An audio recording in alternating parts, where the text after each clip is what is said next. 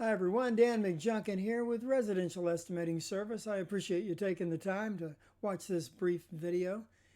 The title of today's video is The Power of Consistency. The idea that there's efficiency so long as we're not constantly rebuilding the organization, that we're actually just building the organization and fine-tuning it, that creates an environment of consistency. And what I've found as an estimator is I've seen builders come and I've seen builders go. I've seen the successful ones and I've seen the ones that struggle. And I want to bring my best to you as my customer or client or potential customer or client.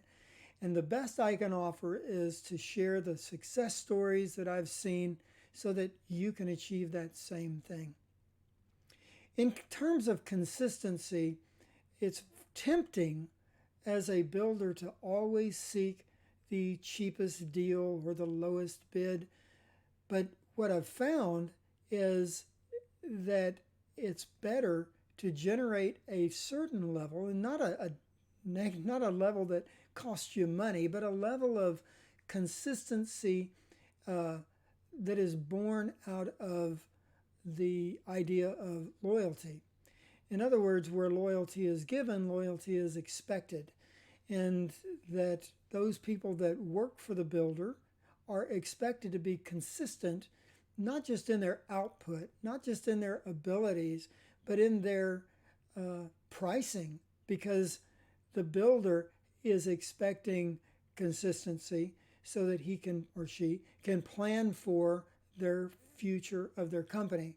So it really is a two-way street.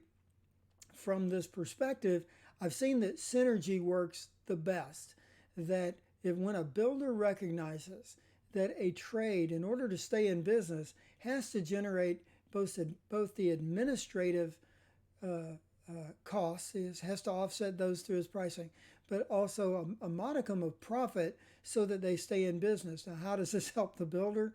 When the builder is in a dog-eat-dog race with other builders to get that next contract, and it's this. It's that when the builder wins the contract, and statistically the builder is going to win at least 1 out of 3, 1 out of 4 of the bids that they quote. That's kind of the market average that I've seen. Knowing that you're not going to win them all, but the ones that you win, you want to be profitable.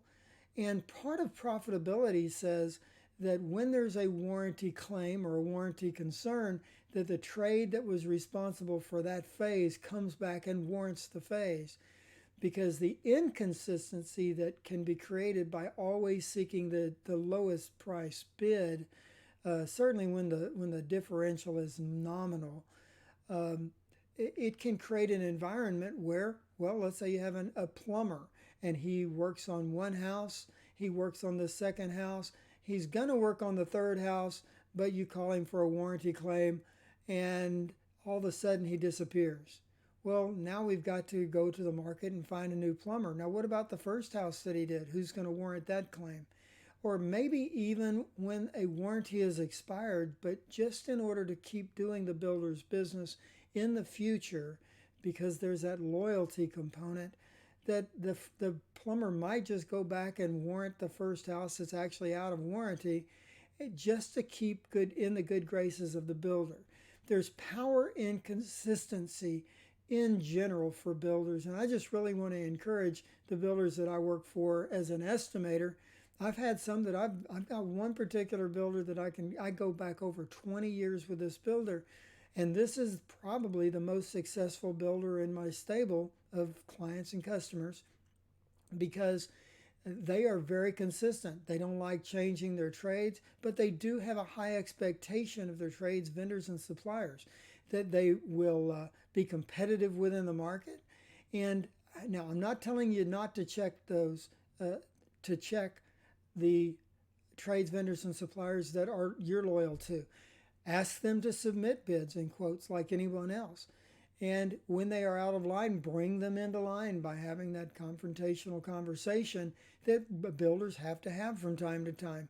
But at the end of the day, put consistency to work in your organization and just watch it help your organization thrive.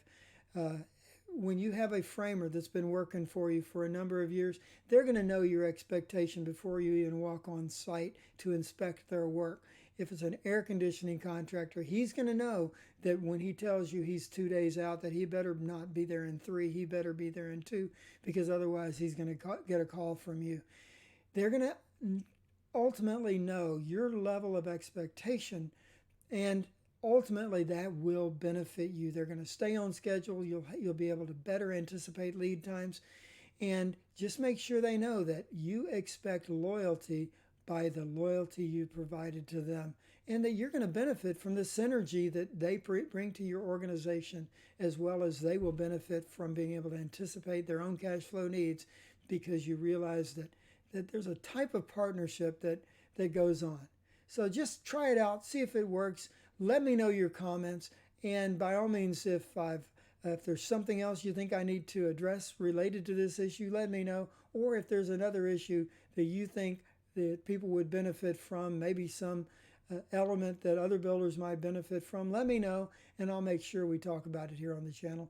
Once again, Dan McJunkin saying thanks for taking the time. If you're new, thank you for taking the time, and by all means, if you would, it would help the channel a lot if you could like and share this with others, and hopefully they'll all benefit from it too. That's all I have for now. We'll see you on the next one.